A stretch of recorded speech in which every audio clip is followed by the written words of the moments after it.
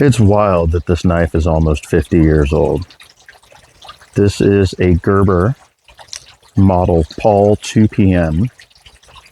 So it's a model 2P with micarta handles.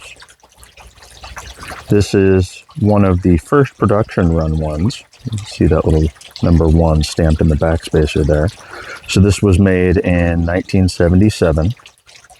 Paul got granted the patent for his axial pivot lock mechanism in 1976, I believe. It is a axial pivot button lock. You've got that button right there. But unlike most button locks, the button isn't fixed in relation to the handle, it's fixed in relation to the blade.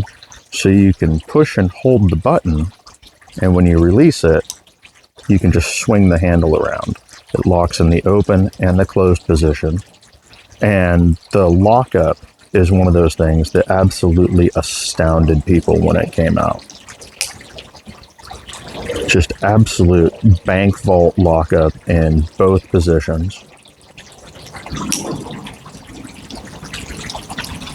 This was long considered the most precise lockup of any production knife that was made, probably well up into the 2000s. The tolerances that were required to produce these required heavy attention to detail from the Gerber employees and Paul Pullman and Pete Gerber just to pull these off.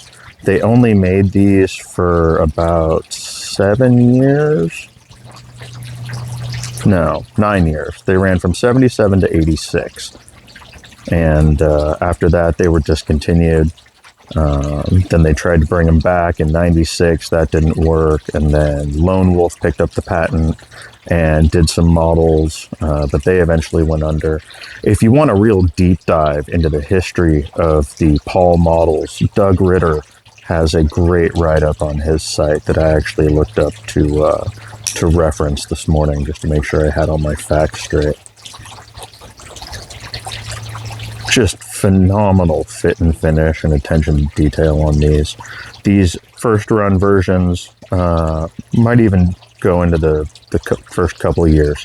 They have an eccentric stop pin, similar to a few other models that I've shown off recently. And so you can adjust it with the hex key, get your hex key in there, and rotate it to dial out any vertical blade play. These things have absolutely no play when they're adjusted properly. The horizontal play is actually adjusted. This outer ring is threaded, and that is your lock nut that holds the whole assembly together. I know a lot of people are probably going to ask, I have never taken apart a Paul lock. They are one of the few mechanisms that still kind of intimidate me a little, and I've heard they are incredibly difficult to get reassembled. And so, yeah, I've put that one off. I haven't had the need, and haven't found myself quite brave enough yet. Resale value or secondary market value, obviously these are long discontinued knives. These tend to go in the $300 to $400 range, depending on the condition and packaging and whatnot.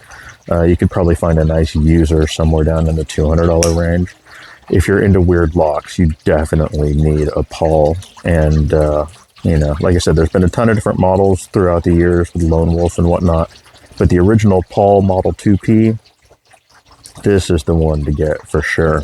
Assuming you can't find and afford one of the original Paul W. Pullman customs. I wish I had one of those. I believe he only made about 150 knives, actual customs. They only made like 70,000 of these. And then I don't know the production numbers on the Lone Wolves. So yeah, there you go. That is a look at my first run model Paul 2PM. I hope you guys enjoyed it. I will catch you guys tomorrow. Hope you have a good day.